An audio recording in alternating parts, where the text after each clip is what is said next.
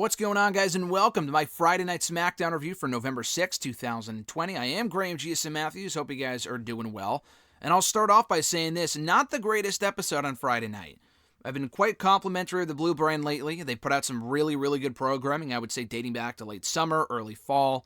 And while this episode was far from terrible, and definitely better than Raw on Monday, like that's really just, obvious by this point. It's become commonplace for SmackDown to be superior to Raw. Still not a great show by recent SmackDown standards. Now, I will say this as well. This dawned on me just yesterday, I think. SmackDown has not won at Survivor Series yet, if at all, dating back to when they started the whole brand supremacy shit in 2016. 2016, they may have won more matches than Raw. They weren't really counting the matches at that point. They did win the big elimination tag team match, but since then, Raw won in 2017, Raw won in 2018, and NXT won in 2019. So SmackDown desperately needs to get the better of Raw this year, if only for the fact that SmackDown, maybe not even from a roster standpoint, but from a creative standpoint, is the better show right now. And they really should come out on top at Survivor Series. Whether they will or not remains to be seen, but that just dawned on me the other day. But speaking of Survivor Series, this episode of SmackDown was very heavily focused on building up the Survivor Series card, the Raw versus SmackDown matches. We got 3 qualifiers, 2 for the men, 1 for the women, in addition to a SmackDown Women's Championship match and an impromptu main event of Jey Uso versus Kevin Owens. Again, not a bad show. I thought the stuff in the middle just wasn't great. I thought the opening and closing matches, we actually had the Sasha Banks and Bayley match kick off the show, which was pleasantly surprising. And they had a great match, easily the best match I saw on WWE TV all week. And that includes Raw, SmackDown, NXT, even 205 Live, NXT UK. It was a really good match. They may have done that. I've seen some speculation that they may have kicked off the show with that because of the potential presidential coverage. Because I think there was supposed to be a Joe Biden speech at the start of SmackDown, not on SmackDown itself, obviously, but airing at 8, in the case that he may have won. Now, obviously, as I record this, that's not official yet. There's nothing set in stone that he will win, but it's looking like he might. That's a whole completely different story I won't cover here on today's show. I'm not really a political person anyway. But it was rumored to have started at 8. It was going to start at 8, whatever. I think it ended up airing like around 11 or something. I'm not even sure if Fox would have shown it, but there was, not fear, but there was some talk ahead of SmackDown that speech from Biden may have, or could potentially preempt SmackDown. It didn't. So maybe they put that match on first, when it really should have main evented like it should have at Hell in the Cell, because it was easily the best thing on the entire show. What they closed with instead with Uso and Owens was also good. Then I guess it was probably better than kicking off the show with Jey, than kicking off the show with Jey and Owens. Just because, had you kicked off the show with that, you wouldn't have had the entire night to build it up, like the way that they did. So maybe that was always the plan anyway. That might have been the plan from the get-go. But yeah, they did kick off with the Sasha Banks and Bayley match, which was tremendous. Really good match. Maybe not as good as the Hell in the Cell match, but that was inside Hell in the Cell. They had the extra environment to work off of. But this was really good, and to be completely honest with you, the outcome was not predictable. There was a very good chance that we could have seen Bayley win the belt back. I mean, it really doesn't matter to me who faces Asuka at the pay-per-view, just because we've seen Sasha and Asuka. We've seen Bayley and Asuka multiple times in 2020. The matches have always been good to great, don't get me wrong, but I really have no preference who faces Asuka over the other. And I really don't think they should have taken the belt off of Sasha so quickly. The whole story coming into the match was Sasha can't hold on to a championship to save her life. Now, they did defend the tag title several times. That was always with Bayley. And she did defend the NXT Women's Championship several times. But they're talking about on the main roster as the Raw Women's Champion. She had 5 runs with that title, was never able to successfully defend it once on TV before dropping it soon after. I don't think a single reign that she's had as a singles champion on the main roster has exceeded like the 27-day mark, which is unbelievable. For 5 runs, that's kind of bad. That's pretty terrible. So she kind of had to win here, because if Bayley won the belt back so quickly, one, what does that really solve? Bayley was already champion for pretty much 500 days, with the exception of that 5-day, period last year when Charlotte won the belt and then Bayley quickly won it back on the subsequent SmackDown. Other than that, Bayley's practically been champion nonstop since May of 2019. Now, there's nothing wrong with Bayley as champion. She had a great reign. Had she retained at Hell in the Cell, I wouldn't have hated it. But Obviously, they're already starting to transition into Sasha and Carmella. We saw that afterward. Carmella returning after a 6-month absence. I mean, we've seen her lately on SmackDown in video package form, building up the whole untouchable thing. And I'll talk more about Carmella on Talking Smack in that review, just because she did appear on that show explaining her new change of character, blah, blah, blah. But I like that as the first feud for Sasha Banks as the SmackDown Women's Champion. I don't think that's a feud we've ever seen before, actually. Because Carmella and Sasha feels like have always been separated by the brand split. I feel like they may have had a match or two earlier this year. I'm not even saying we haven't seen the match before, but as a full-fledged feud, I don't think we've ever seen it before. Carmella's a heel now. Sasha Banks in this weird tweener character, she's not really a face. She comes across really annoying. She's just kind of the more bearable between her and Bayley in terms of from a character standpoint. So I'm not really sure how that's going to work. But Carmella does make sense to be the first to challenge Sasha coming out of this feud with Bayley. Now, I thought the Bayley feud would continue. I thought they might do a non-finish here or have Sasha win, not via nefarious means, but do something to set up a rematch. It's very possible we get a triple threat match at the TLC pay-per-view between Banks, between Bayley, and Carmella for the SmackDown Women's Championship. But it looks like they might just eliminate Bayley from the picture altogether. Now, I wouldn't be surprised, and in fact, I expect Bayley to become the, maybe not captain, I hate the whole captain shit, it doesn't even matter, but go on to advance to qualify for Team SmackDown at Survivor Series, just so she's on the show. SmackDown, for the women, still needs 3 more members. Team Raw is already set. Team Raw for the women was already set a week ago. SmackDown is still building up their squad. We had Ruby Riott actually qualify in the show, which I'll get to momentarily. But as far as Bayley is concerned, she's got to be on that team. I assume the rest of the team is going to consist of Natalya, who, I hate to say it, but she's one of the better people on that show, which doesn't speak too well to the rest of the SmackDown women's division. They don't have a lot of women on that show, but they kind of have to have Natalya on the team. She's already failed to qualify twice, but she wasn't pinned either time. So I assume that she's going to complain like, oh, I've had these 2 qualifying matches, both have been triple threats, I haven't gotten pinned yet, so she'll win the 3rd time and qualify, blah, blah, blah. Carmella's got to be on the team, and Bayley. That's the team that makes sense to me. Bianca, Ruby, Natalya, Carmella, and Bayley. But yeah, I thought Bayley and Sasha to kick off the show was great. I like Sasha and Carmella as the first feud for Sasha as the SmackDown Women's Champion. And I'm glad they didn't give the belt right back to Bayley, because there have been several times in the past, I can name at least 4 or 5, probably more, that WWE has switched titles right before Survivor Series.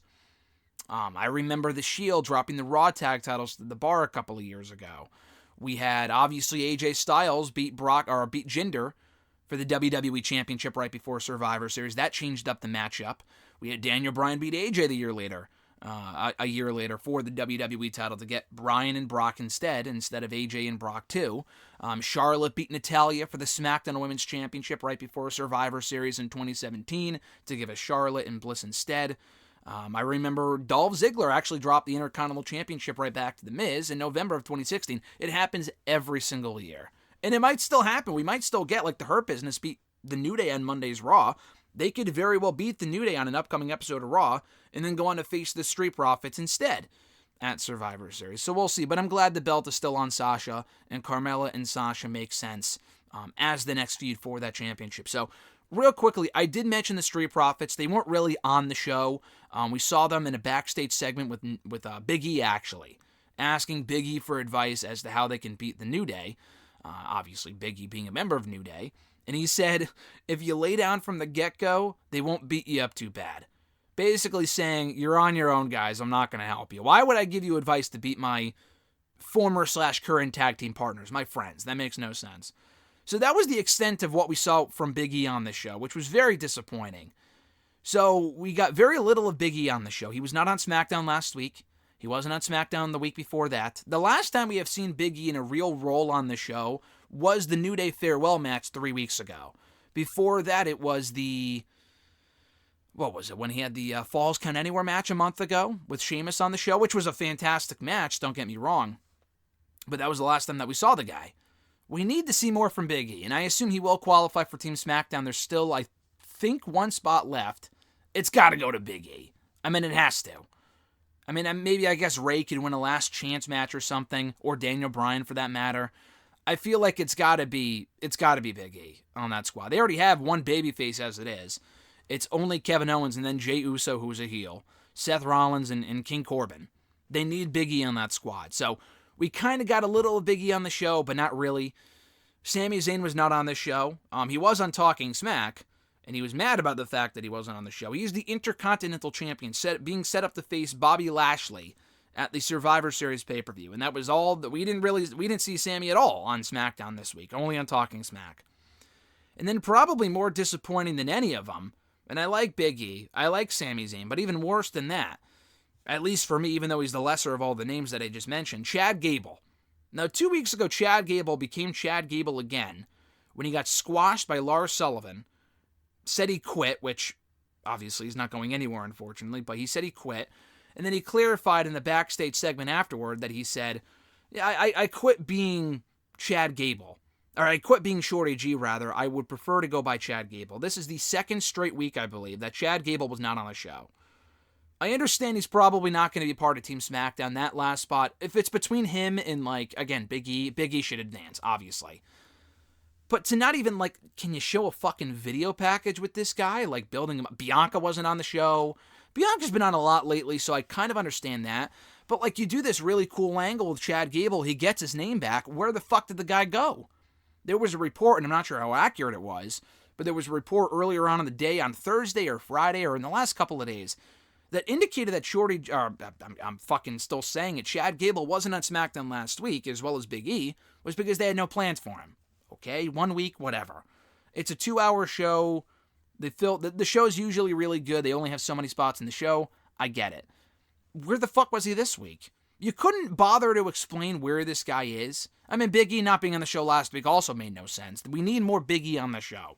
If he's supposed to be the next big star, you could find a 5-minute segment for the guy, or at least a fucking video package. They did it for Lars. They've done it for Bianca. They could do it for Big E, and definitely for Chad Gable. I mean, it's like any momentum this guy had from becoming Chad Gable again, he could come back and beat Seth Rollins next week. But in the interim, you got to at least mention it or something. I mean, I just thought that was bizarre. Instead, we got a bunch of qualifiers for a match people could really give two fucks about in Team Raw and Team SmackDown at Survivor Series. The first qualifier we got in the show, King Corbin versus Rey Mysterio. I was hoping for a better match here. This wasn't bad. They got a lot of time, actually. It was like a 15-minute match. It was a good match. I thought it could have been better just because Corbin normally works better with the smaller superstars.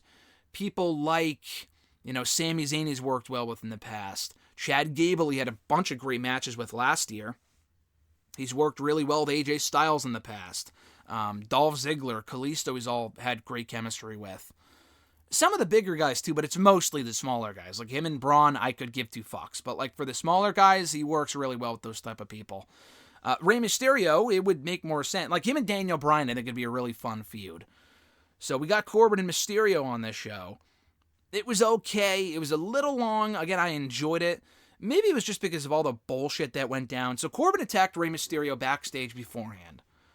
I guess Rey didn't have any time to get changed because he came out wearing the fucking not sweatpants, but the sports athletic type pants. I don't know exactly what you would call them. I guess they're sweatpants, but not like gray sweatpants, whatever.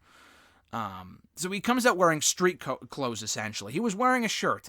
Would it fucking kill the guy to take off the shirt? I understand the pants situation, but can he at least take off the shirt? I guess the guy had no time to prepare.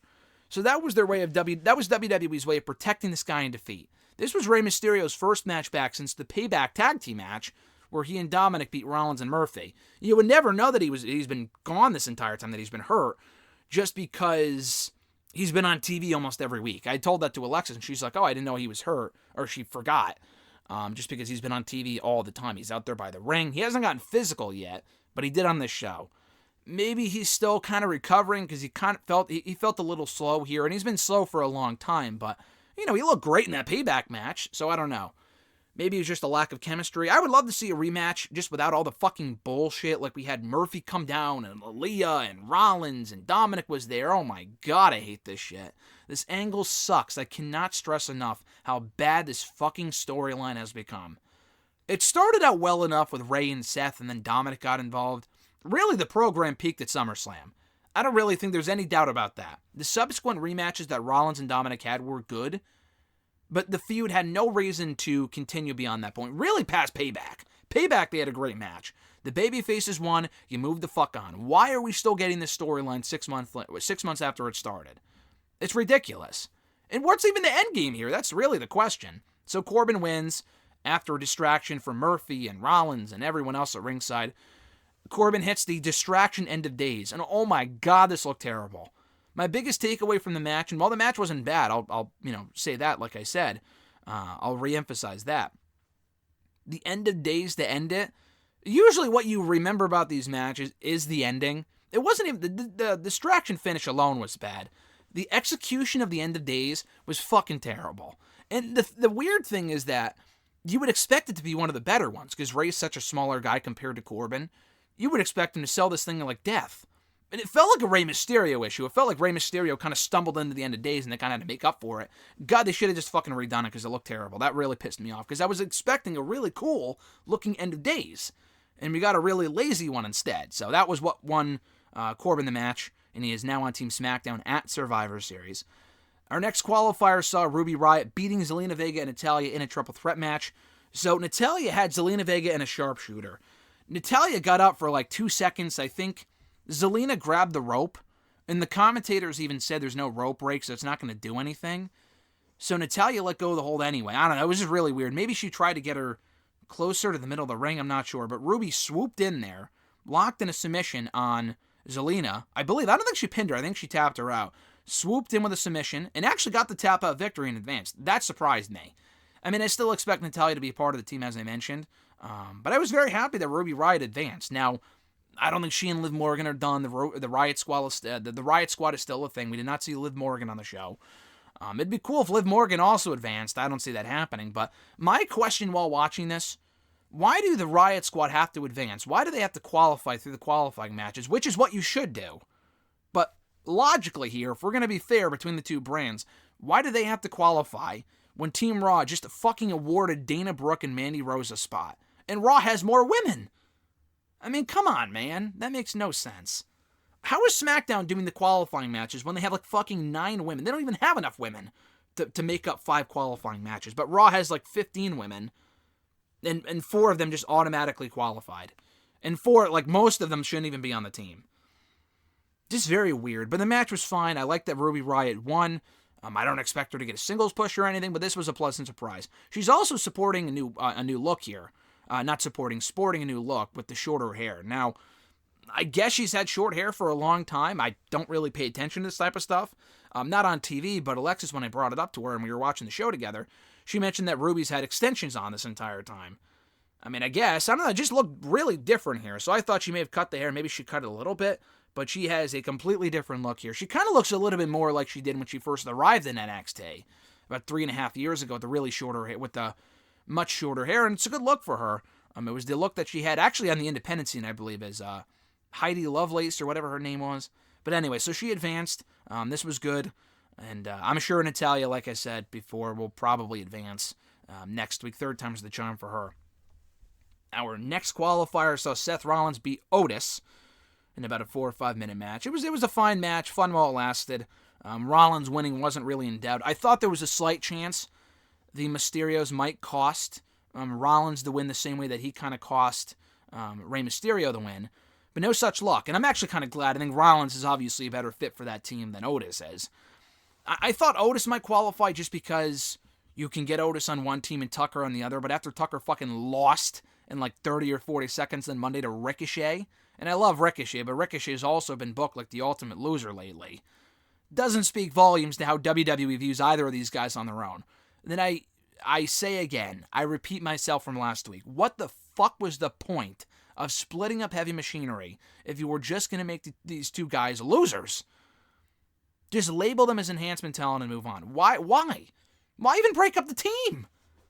Otis lost his girlfriend, he lost his partner, he lost his briefcase, and now he lost his chance to compete at Survivor Series. There are a few losers in this company bigger than Otis right now. Not literally, but figuratively. And Tucker, too. What the fuck was the point? So Rollins wins, as he should, but I hate that it came at the expense of Otis, but whatever, it is what it is. And that actually happened after Murphy posed a distraction at ringside. So Murphy jumped up on the apron. Otis tried to get him off. Murphy jumped off the apron. Rollins capitalized, hit him with a curb stomp, and the match was over. So they're teasing, and they had this backstage segment where, well, first of all, you see the Mysterios watching the show backstage, and Aaliyah was already she was happy that Murphy got involved in the Rey match, and it was really weird. And Rey pretty much lost his match with Corbin because of Aaliyah and the bullshit with Murphy. Yet they're shown all watching the TV backstage like nothing ever happened. Like they're all on good terms. I thought that was weird. So then Rollins wins, and it looks like Aaliyah is happy when they show her again backstage. When she is shown watching the TV with Rey and Dominic, it looks like she's happy. It looks like, oh yeah, you're whatever. And then the next segment, they come back from commercial, and she shows up. She confronts Murphy, and she's all fucking pissed. She's like, why would you do that? Blah, blah, blah. So what is it? Is she happy? Is she mad? So Murphy's like, oh, don't worry. You got to trust me. I did it for the greater good. Oh, yeah, fucking trust you. You met him a month ago. Okay. The whole thing is just dumb. It just paints the picture that Aaliyah is as naive as Rey is making her out to be, that she's just an idiot. So it looks like they might be reuniting Murphy and Rollins, which, at this point, does anyone fucking care? They already had the blow-off match a couple of weeks ago. Rollins won. I don't know. I really thought that they could have just broken off Murphy on his own as a breakout babyface. And I like the idea. I like the pairing of Murphy and Rollins, but they've already been tag team champions. We've already seen them team up multiple times. We've already seen them face Rey and Dominic. The fuck is the point here? Can we just move on? At this point, it's just hard to care. So that stuff sucked. This was probably the worst, though. So we had another sit-down interview this week with Lars Sullivan, and this time Michael Cole instead of Corey Graves. Now, I will say this. I actually liked what they did with Lars Sullivan last week. The interview that he did with Corey, I thought that was well done. The verbiage wasn't too bad. He came across well. I thought it was a solid segment. This was the exact fucking opposite. This sucked. I don't know why he was talking about getting bullied as a kid. And again, the whole reason for last week's segment was to explain why he's a freak. And again, it wasn't really exactly what he said here about the whole bullying thing. He would make people eat what he wanted them to eat, which was just weird.